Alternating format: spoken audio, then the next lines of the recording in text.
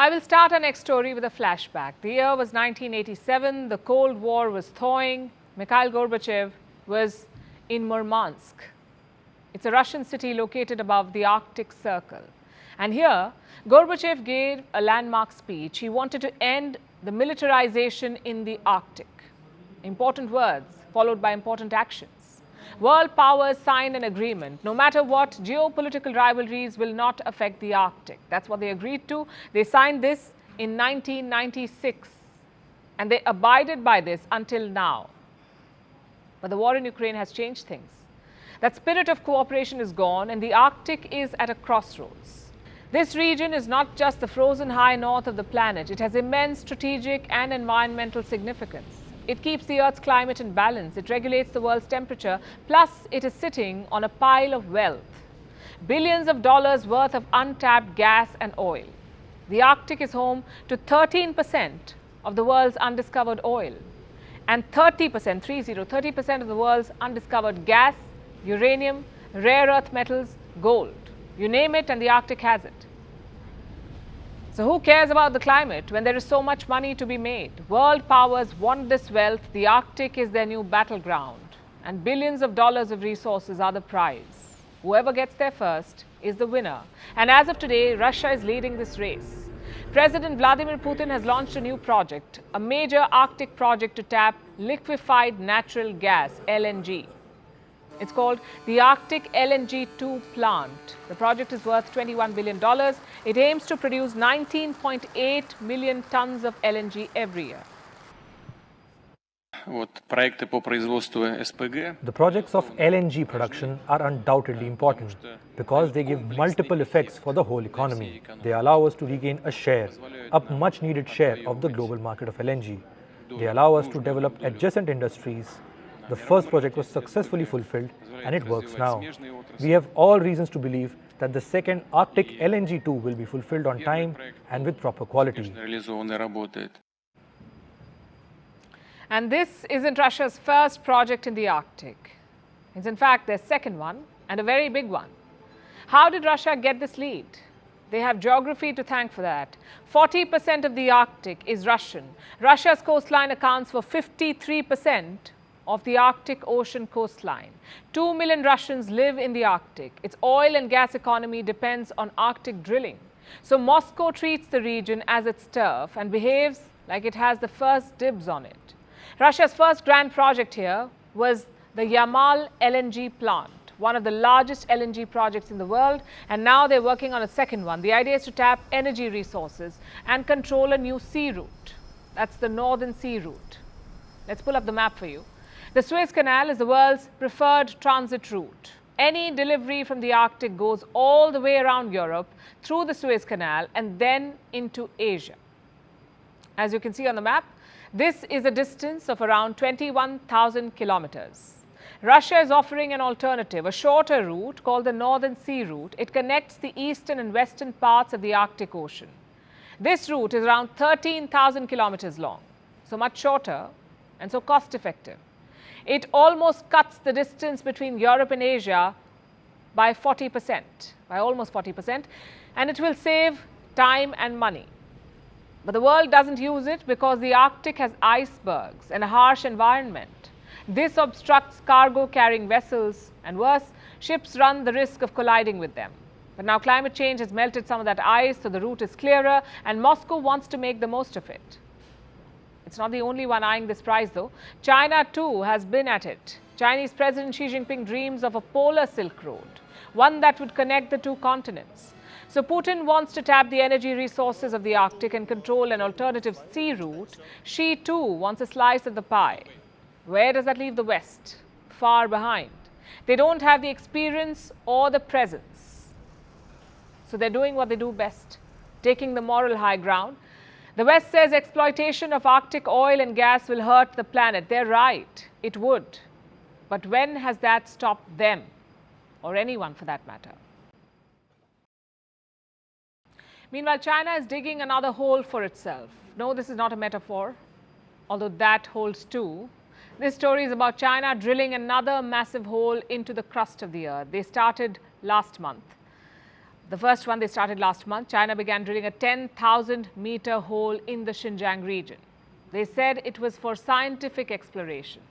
Now, this is the second hole that they're planning, and this one, they say, is for commercial reasons, to find some oil and natural gas deep within the Earth's crust. Our next report tells you more. Humans have always been a curious species. We mapped out the Earth's surface centuries ago. Since the 1960s, we've been finding our way through space. But there's one region we've been slow to explore, the one beneath our feet. Humans have barely scratched the surface of the Earth's crust, but China wants to change that. It has begun drilling a second 10,000-meter hole. It already started digging one such hole in the Xinjiang region in May. Now, this second hole is being dug in the crust beneath Sichuan. A quick geology lesson: the Earth's crust makes up only 1% of the planet. It's like a shell that covers the other layers, the mantle and the core. The crust beneath the Earth's oceans is about 5 to 10 kilometers thick. On land, its thickness ranges from 30 to 50 kilometers.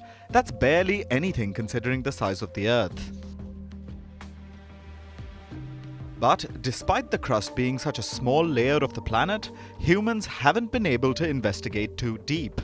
Moscow has been able to go in the furthest. During the Soviet era, they dug the now-defunct Kola Super Deep borehole. It is 12,262 meters deep, a world record. Work on this hole began in 1970, and it took Moscow 20 years to reach that depth of over 12,000 meters.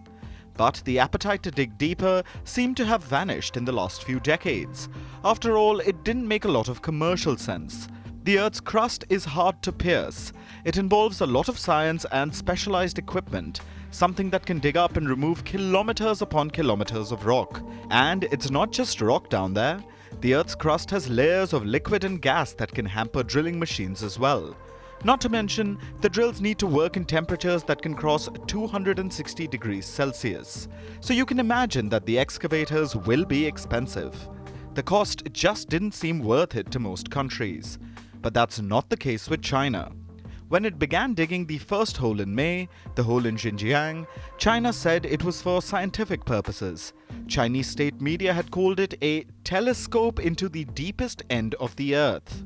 The project was supposed to look for rocks from the time of the dinosaurs, assist in the prediction of earthquakes and volcanic eruptions. This new hole in Sichuan serves none of those noble purposes. It's operated by PetroChina Southwest Oil, a subsidiary of the China National Petroleum Corporation. We just mentioned how there are fluids within the Earth's crust. Liquids and gases that can disrupt drilling. Well, China is hoping that these fluids are actually fossil fuels.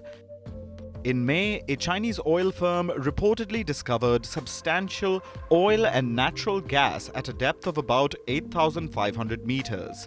So Beijing knows there's fuel down there. Now it wants to extract the fuel from deep in the Earth's crust. This is part of Chinese President Xi Jinping's plan to become energy self-sufficient. So the country is trying to both transition to green energy and find its own sources of fossil fuel, even if Beijing has to dig towards the center of the Earth to get them. Once China starts extracting fuel from beneath, it becomes immune to oil supply shocks. Then it won't be dependent on fossil fuel surplus nations like Russia and Saudi Arabia. That's a smart strategy for national security, but not great for the world's climate goals. China is already the world's top emitter of greenhouse gases. The US is second. Washington just sent its climate envoy, John Kerry, to China to try and restart climate talks. But China said it will move towards green energy at its own pace. So it seems that China has an energy game plan that it plans to execute alone. And drilling deep into the Earth is a part of that plan. But will it go as China expects? Will they manage to strike oil or natural gas 10,000 meters below Sichuan? Will it even be commercially viable to extract that fuel? China and the world may find out sooner than you think.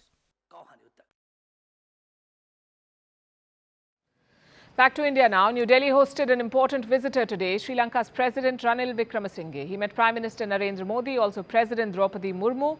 This was Wickremesinghe's first trip to India after taking office as president. As always, two parts to it: the results and the politics.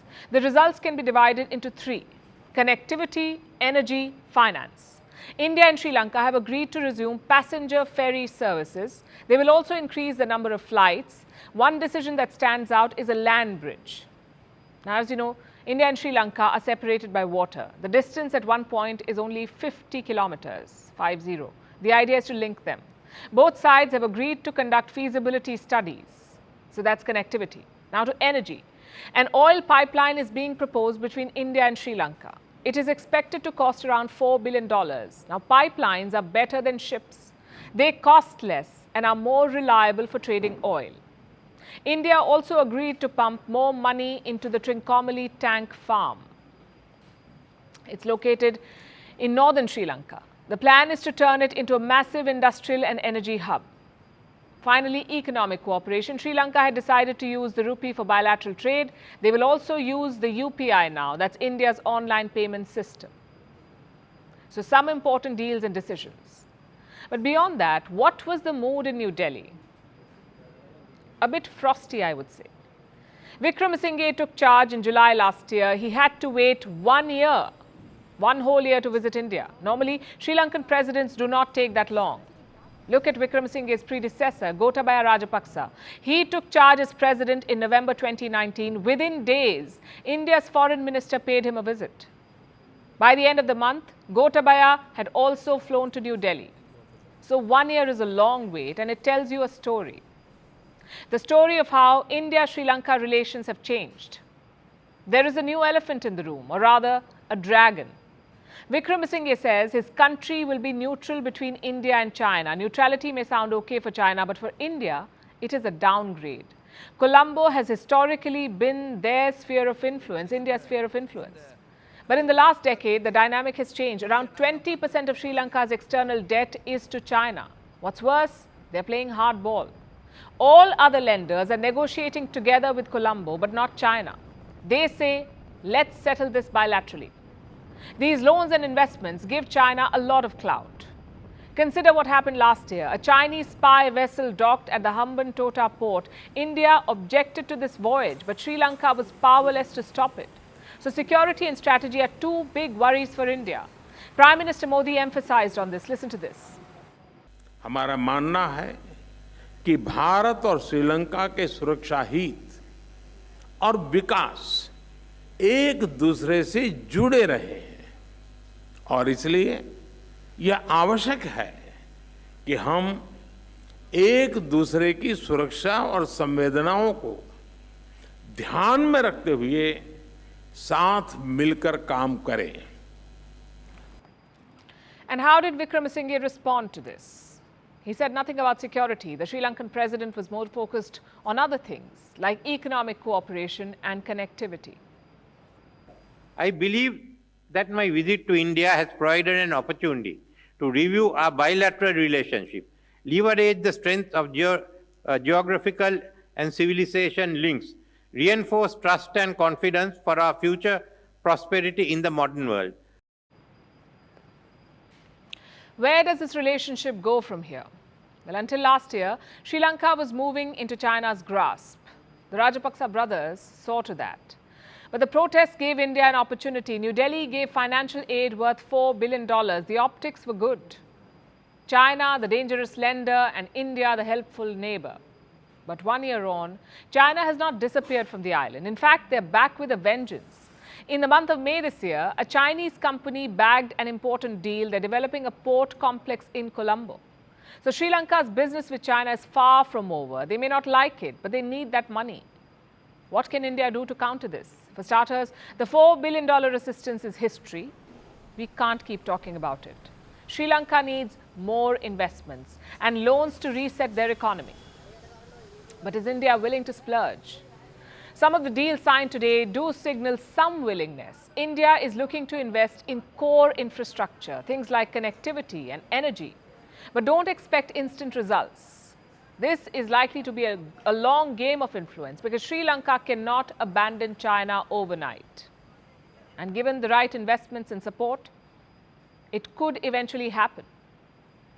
Also, India has something China does not have: long-standing people-to-people ties, centuries of shared culture, even religious links. If New Delhi can leverage that, things may speed up.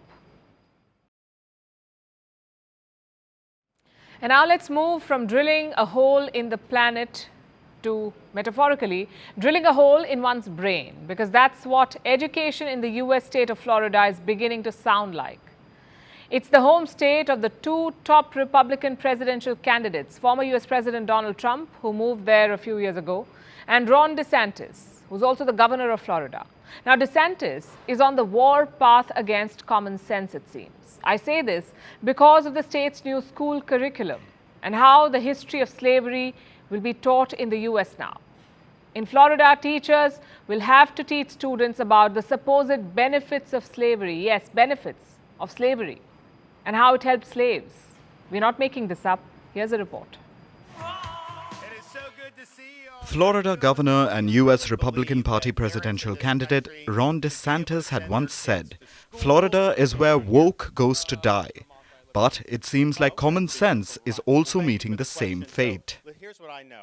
And not just common sense, educational honesty and your conscience as well. Here's why. What do you usually think about when someone mentions slavery in the US? Millions of people from Africa forcibly brought to American shores. People brought in chains to work on plantations owned by white colonizers. Millions of deaths, rapes, and crimes against humanity. How people were robbed of their humanity and how they became the property of colonists. That's what actually happened. But according to Florida's Board of Education, it's not enough to know that and understand the horrors of slavery. No, they think you should also know about slavery's not often discussed benefits. They want students to know about, and I quote, how slaves developed skills which, in some instances, could be applied for their personal benefit. We're not making this up. That's a part of the state's new curriculum. It's part of the section describing the work slaves did. You know, the unpaid labor they were forced to do under the threat of beating, starvation, and death. Things like picking cotton in the scorching sun, or being forced to build a plantation owner's house, or sweep the colonists' floors while they made a fortune on the backs of slave labor. Yes, Florida wants its students to know how all of these atrocities were skill development programs for the slaves. They apparently want students to get the full picture. Let's think about this from the perspective of an Indian urban legend. The Mughal Emperor Shah Jahan allegedly chopped off the hands of the workers who built the iconic Taj Mahal. The myth goes that this was to stop them building anything as beautiful ever again. It's a legend that's used to highlight the horrors of unchecked power. Now imagine if someone narrating this story then went on to describe how the laborers also benefited from the act. That cutting off their hands led to them learning to write with their feet or with quills in their mouths. How it forced the laborers to develop a unique new skill that may have been used elsewhere. Does that not sound absurd and ridiculous and downright disrespectful to those who have suffered? Which begs the question, what is Florida trying to do? There's also more in the new curriculum which seems like the state trying to justify slavery. The curriculum says students need to learn about slavery in other parts of the world. It talks about slave markets in Muslim countries, slavery in the Americas before European colonization, and even slavery in Asia. The Asian portion specifically mentions a law code from 4,000 years ago and the Indian caste system. All of this will go into showing students that slavery wasn't just an American phenomenon. Which it wasn't. Slavery has existed throughout human history. It's a fact. But to indulge in the kind of whataboutery Florida wants to peddle is to deny the sheer scale of the transatlantic slave trade. It's an insult to the memories of the millions who lost their lives as slaves. So why is Florida doing this? The simple answer is politics. It seems Ron DeSantis wants to take a leaf out of North Korea's book. Brainwash children by teaching them a warped version of history. remove their capacity for critical thinking by feeding them sanitized and incomplete information. With about 86% of Florida students subjected to this curriculum in public schools, DeSantis may just succeed in muddying the waters of history and the minds of children. Last year, he brought in a law called the Stop Woke Act. It seeks to ensure that no child feels guilt or anguish or psychological distress during lessons on topics like slavery in America. The new curriculum is just an extension of this war on common sense. Politicians should be forced to stay away from education. They will always have a motive when deciding what the public should be taught.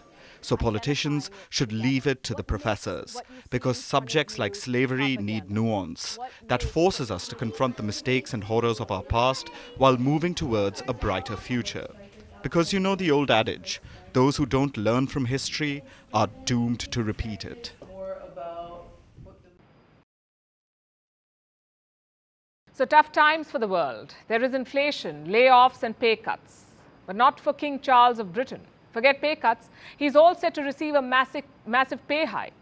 The British monarchy has a budget of $110 million. By 2025, it will increase to $160 million, which is a 45% pay hike. How are Rishi Sunak and his government justifying this? By simply lying about it. Let me explain. The monarchy's budget is called the sovereign grant. Until the year 2011, the parliament controlled it. The MPs would decide how much money the royals would get. But that system has been changed. The new one is linked to profits. The monarchy has assets worth around $28 billion. This includes a lot of land and palaces. They're spread all across the UK. Now, assets generate profits, we know that, and the royal family gets a chunk of it, around 25%. So assume that the crown assets made $100 in profit. Then $25 of this would go to the monarchy. That's how it works. But in the latest report, the UK Treasury announced a change. The royals would not get 25% of the profit. They would only get 12%. How noble, right? The wise old king sharing his wealth with the subjects. Except he's not. Charles's share of the pie may become smaller, but the pie itself is now much bigger. Let me show you the numbers and explain. The crown's profit this year will be around $570 million, but next year it will double. The forecast is $1.3 billion. What explains the surge? Some royal land has been leased off for wind farms, and the payments will come in next year. So do you see what the British government has done? On paper, they have cut the royal budget, but in practice, they have increased it by 45%. The math is quite simple. 12% of $1.3 billion is still bigger than 25% of $550 million. So it's simple manipulation of facts. Look at the statement from the UK Treasury, and I'm quoting, cutting the rate to 12% is expected to reduce the sovereign grant by £24 million. This money will instead be used to fund vital public services for the benefit of the nation. And we thought China was good at propaganda. Let's be clear here. King Charles is not taking a pay cut, he is getting a massive hike, and that too in the middle of a cost of living crisis. Inflation in the UK is around 8%. Compare that to other G7 economies. In the US, inflation is 3%. In the Eurozone, around 5.5%. Japan, 3.3%, and Canada, 2.8%. So the UK is much worse than its peers. Earlier this month, they announced new packages for the NHS. That's the National Health Service, NHS. It's a publicly funded healthcare system. The NHS has around 1.2 million people on their payroll, doctors, nurses, administrators. Guess what their pay hike was? 5%. Inflation is 8%, but the pay hike was 5%. And these are the same people who worked 24/7 during the pandemic. They worked while UK officials partied at Downing Street, and their price, a 5% hike. Meanwhile, the 74-year-old with a made-up job gets 45%. I know it's an unfair world, but this is pushing it. The British royals already enjoy multiple financial privileges. For instance, they pay no estate taxes. In the UK, when you inherit highly valuable assets, you have to pay a tax, around 40%. But guess how much King Charles paid? 0%. So there are two questions to ask here. One, Why does the royal family need all this money? They say it's for official purposes, like flying off to inaugurate something or buying ridiculously expensive clothes. Also, it's a big family. There are 10 full-time working royals. They keep traveling and they keep making public appearances, and all of this costs money. Question number 2, do other royal families have budgets like these? Well, they do, but not this big. Monaco, for instance, spends around $54 million. The Netherlands, 49 million. Norway, also 49 million, and Belgium 15 million. The less visible you are, the smaller your budget. Now, I know what the UK government will say. The monarchy is a symbol of national pride. They're doing very important work for which they are paid. Well, we completely disagree. Cutting ribbons is not exactly important work. Neither is giving away trophies at the Wimbledon. Someone else could do all of this, someone more deserving. These expenses occur because the royal family exists, because you invite them to do stuff. As for all the crown assets and land, let's not even get started. This vast estate was not built on merit or hard work. It was built on slavery and oppression. Rewarding them with a 45% pay hike is controversial at best, criminal in the times we live in. You've probably heard of the Irish goodbye. It's when you leave a social event without saying bye to anyone. One moment you're making small talk and the next you're hopping into a cab. It's fast and final.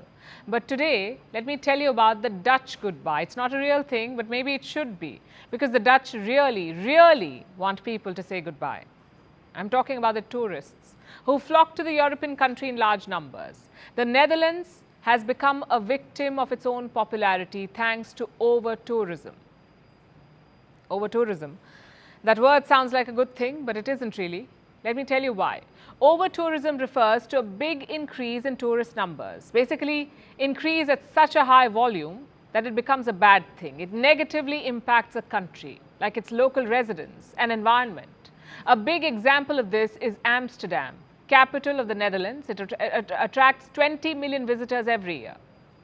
People are drawn to the city for its canals and museums, and honestly, its party city reputation. But this Venice of the North wants to change that. It wants to limit the number of visitors. So now Amsterdam has banned cruise ships from its city center. More than 100 of them moor in the capital every year. They have become a problem. They contribute to mass tourism and pollution. For perspective, one big cruise ship produces as much nitrogen oxide as 30,000 trucks in a day. So Amsterdam has been trying to clamp down on over-tourism for a while now. In the month of March, they launched an online campaign to stop young men from holding alcohol-fueled parties. The campaign was literally called Stay Away. They've also banned cannabis in the red light district. And now they want to increase the tourist tax.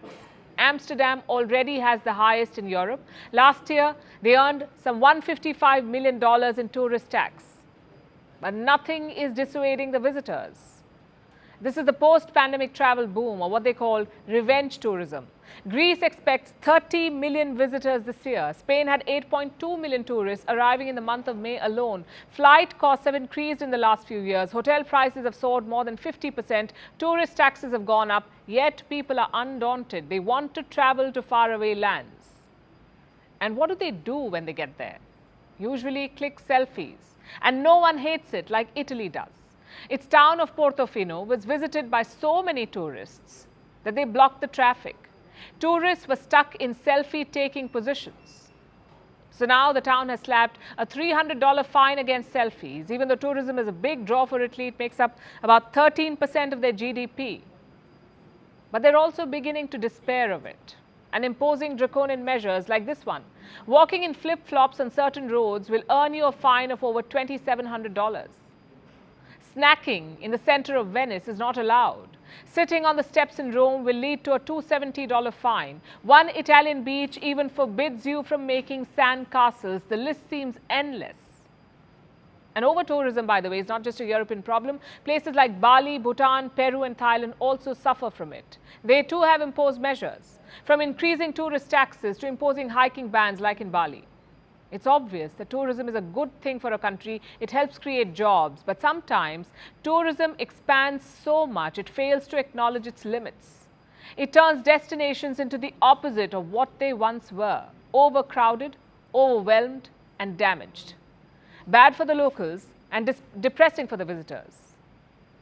You may see a lovely location on Instagram, but visit it only to wait in hour-long lines and have that sunset view obstructed by phone cameras. Eventually, all the effort to visit a foreign place sometimes brings only one reward: a money shot for Instagram.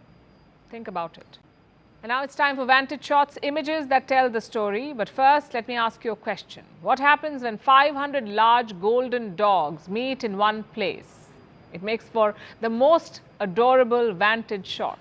Starting with the largest gathering of golden retrievers in history, where hundreds of golden-coated canines met in Scotland to celebrate the birth anniversary of the breed. A suspected underground gas explosion rocked South Africa's Johannesburg. It ripped open roads and overturned vehicles. The blast killed one and left dozens injured. After a period of calm, Peru's Ubinas volcano has resumed eruptions. And finally, what makes the 21st of July significant? We're taking you back to the year 1960, when Sirimavo Bandaranaike was elected the Prime Minister of Sri Lanka. She broke the glass ceiling to become the world's first woman Prime Minister. We're leaving you with these images. Thanks for watching.